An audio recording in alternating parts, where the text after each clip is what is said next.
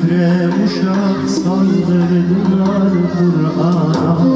Kıyılır böyle nazik civana. Yandı, Yasin yandı yürek.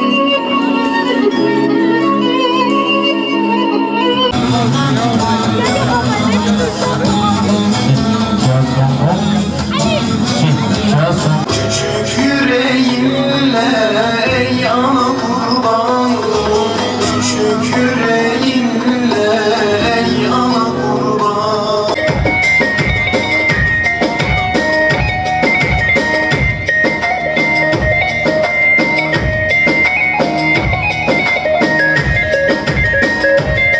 Kim şehitlerini iade etme programımıza hepiniz hoş geldiniz.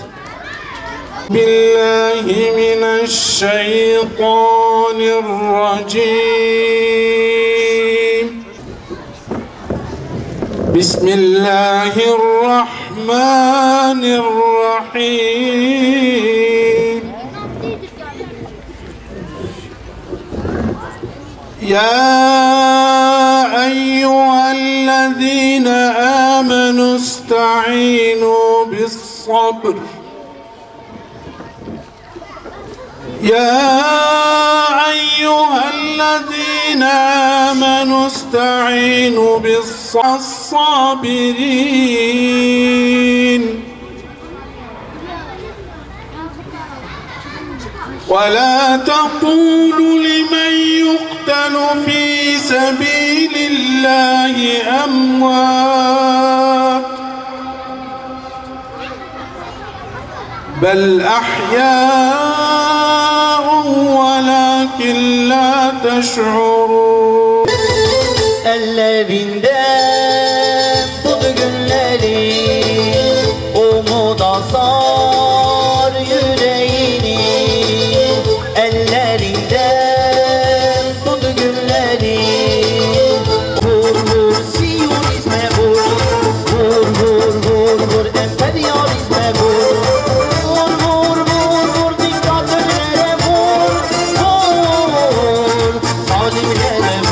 Bismillahirrahmanirrahim. Elhamdülillahi Rabbil alemin. Ve salatu ve selamu ala Resulina Muhammedin ve ala alihi ve sahbihi ve sellim. Zulmetmekte olanlar nasıl bir inkılaba uğrayıp devrileceklerini pek yakında bileceklerdir. İzzeti kuşananlara selam olsun. Zalimlerin karşısında dik duranlara selam olsun. Mazlumların safında yer alanlara selam olsun. Gazze'de yaşanan soykırıma seyirci kalmayanlara selam olsun. Salahaddin Eyyubi ve Abdülhamid Han'ın torunlarına selam olsun. Sayın Genel Başkan Yardımcım, Sayın İl Başkanım, kıymetli STK temsilcileri ve sevgili halkımız. Siyonist işgal rejimi 75 yıldır işgal etmiş olduğu Filistin topraklarında işgali gün be gün genişletmektedir. Kudüs ve Mescid-i Aksa başta olmak üzere birçok mübarek belde işgalin postaları altında özgürlüğüne kavuşacağı günü beklemektedir. Tüm dünyanın gözleri önünde bütün kutsallar, değerler, masum ve savunmasız bedenler, çocuk, kadın ve yaşlı demeden katlediliyor, çiğneniyor. Sadece Kudüs değil, bütün İslam coğrafyası zulmün pençesi altında parsellenmekte ve kana bulanmaktadır. Aksa Tufanı operasyonu küfrün tek bir millet olduğunu göstermiştir. Bu operasyon Müslümanların kendi aralarındaki ihtilafları bir kenara bırakmaları, ittifak ve vahdet içine girmeleri gerekli kılmıştır.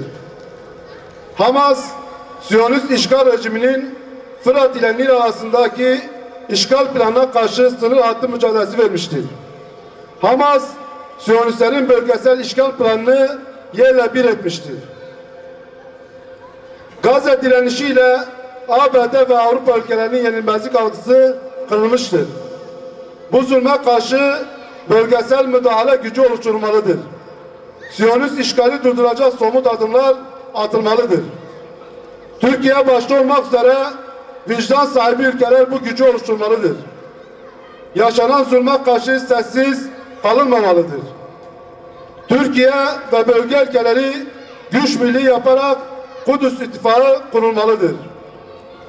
Son bir yıldır yaşanan acı olaylar göstermektedir ki zalim Siyonist ve katı Batı dünyasının bize getirecek tek şey gençlerimizin manevi boşluğa düşürmektir. Son olarak şu hususa değinmek istiyorum. Onların aldatıcı ve kol fikir ve yasaları bize acı, gözyaşı ve kandan başka bir şey getirmedi. Bu yaşananlar maneviyatımıza, ruhumuza ve aklımıza hitap etmedikçe de bu zulüm devam edecektir.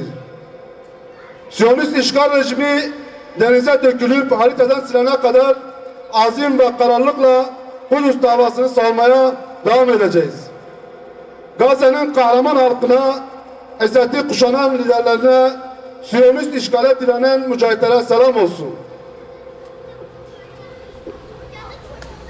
Siyonist zalimler kendilerine kıyam eden Şeyh Ahmet Yasin'i onlarca şehit ederken onların ortakları da peygamberler ve sahabeler şehri Diyarbakır'da Ahmet'imizde Yasinlerimizi, Hüseyinlerimizi, Hasan ve Turanlarımızı ve Karlova'da da Şehit Cengiz Tiryaki ve Şehit Fethi'yi vahşice şehit ettiler. Bu arada bildiğiniz gibi bugün Şehit Yasin ve arkadaşlarının şehadet yıldönümü. Onu ve arkadaşlarını katledenler ile Gazze'de çocukları katledenler aynı zihniyettir. Onları unutmadık ve unutulmayacağız. Bu vesileyle Şehit Yasin ve arkadaşlarını bir kez daha rahmetle yad ediyoruz. Allah'ın rahmeti, selameti ve bereketi üzerinize olsun. Allah'a emanet olunuz. Rabbim coğrafyamızı ve tüm mazlumların uyanışına bizleri hizmetkar kılsın. Esselamu Aleyküm ve Rahmetullahi ve Berekatuhu. Şehit tahtında Rabbe gülümser, ah binlerce canım olsaydı der. Şehit tahtında Rabbe gülümser, canım bedeli bir sofradan yer. Bismillah ve elhamdülillah ve salatu ve selamu ala Resulillah. Kıymetli hemşehrilerim, hepiniz hoş geldiniz. Bugünün bizim için çok büyük bir önemi var. Dolayısıyla bu anlamlı günlerde bir arada olmak, bu günleri yeniden anlamlandırmak ve birbirimize hayrı tavsiye etmek anlamında böyle bir program düzenledik. Hepinizin iştirakinden dolayı Rabbim razı olsun sizlerden. Kıymetli kardeşlerim, küfür tarih boyunca kendi emellerine ulaşmak için sürekli farklı fraksiyonlarda, farklı renklerde, farklı isimler altında hep İslam'ın karşısında durdu. Hakikati ortadan kaldırmak, iyilik hareketini yok etmek ve vahyin var olan hükümlerini ortadan kaldırmak için vazifesini layıkıyla yerine getirmeye çalıştı ve çalışıyor. Bundan 10 yıl önce 6-8 Ekim olayları diye ifade ettiğimiz 2014 yılında küfür, Siyonizm, emperyalizm, şer odaklar bizleri birbirimize düşürmek anlamında içeriden ve arkadan hançerlediler. Kötülüğe kalkan, iyiliğe reyyan hareketinin öncüleri olan Şehit Yasin ve yarenlerinin halkın ve hakkın hizmetini ifa etmek için gece gündüz demeden var güçleriyle çalıştılar, çabaladılar, gayret gösterdiler. Ama iyiliğin egemen olması Siyonizmin hesabına gelmez, emperyalizmin hesabına gelmez. Yerel işbirlikçileriyle, Marksist ve Leninist yapılarıyla Müslümanları arkadan hançerlediler, arkadan vurdular. Ama hamdolsun Müslümanlar oyuna gelmediler. Duyarlı olan her kardeşimiz, hassasiyet sahibi olan, bu coğrafyada yaşayan her biri yola çıktı, sokağa döküldü ve bu oyuna gelmedi. Güzel coğrafyamızın, memleketimizin İslam'la yoğrulmuş olan bu toprakların küfrün eline düşmemesi için duyarlı olan her kardeşimiz, inancı, meşrebi, mezhebi ne olursa olsun yek vücut oldular, hakkın yanında durdular, zulme karşı dik durdular, haykırdılar, fırsat vermediler.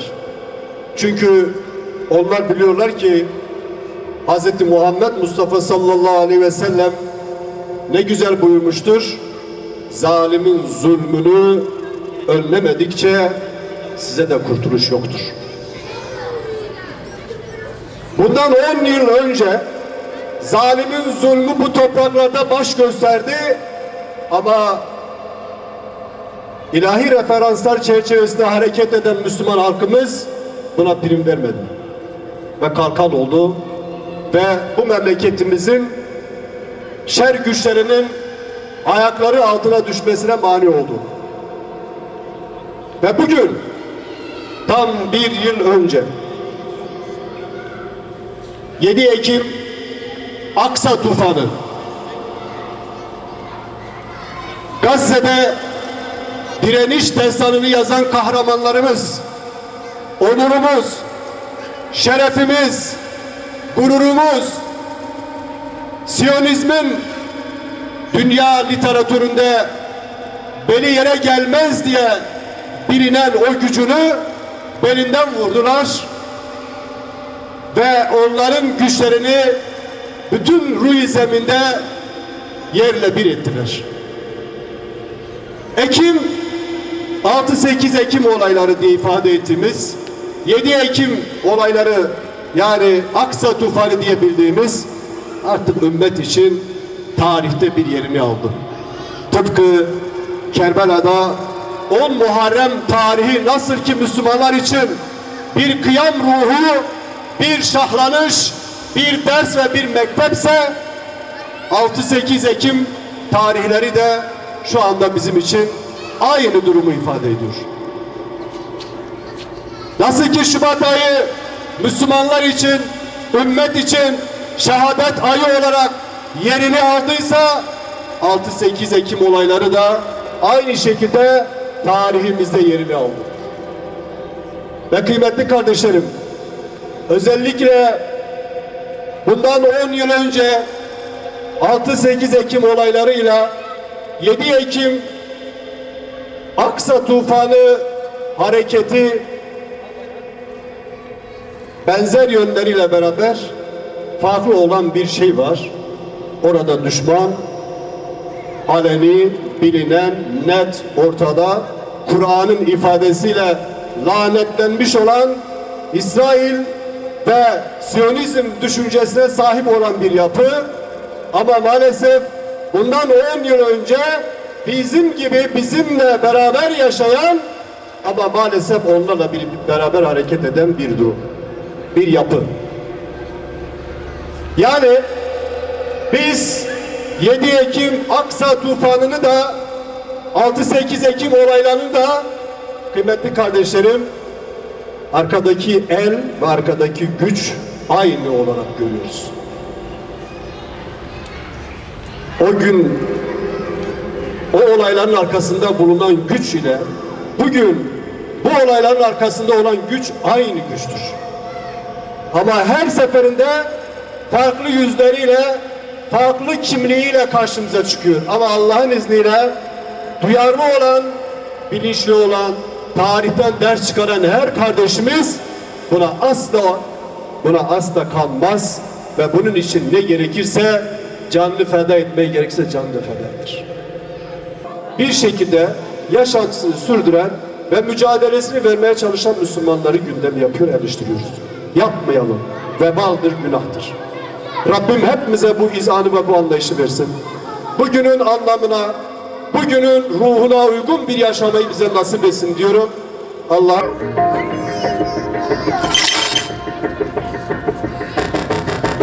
Filistin'de direnişin sembolü haline gelen Kassam Tugayları, kökenini 1987'de patlak veren Taş İntifadası'na dayandırır.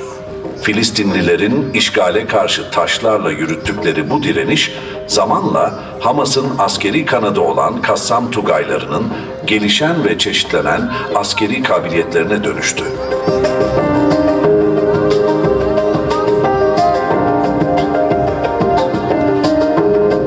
Bu evrim özellikle 2023'teki Aksa Tufanı Savaşı'nda Yasin 105 roketleri ve uzun menzilli füzelerle zirveye ulaştı.